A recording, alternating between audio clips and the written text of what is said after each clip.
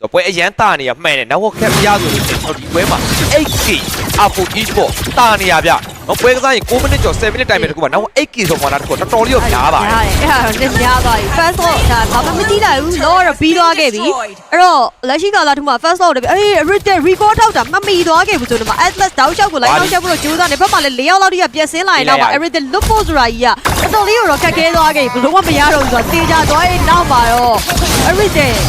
record ထောက်လိုက်တော့နောက်မှာချွတ်ချွတ်ကြီးကကွတ်တီသွားမိသွားတာကြီးကနည်းနည်းလေးကန်ဆိုးရလို့ပဲပြောရတော့မှာပဲဒါတော့ everything မရှိဘူးဒါပေမဲ့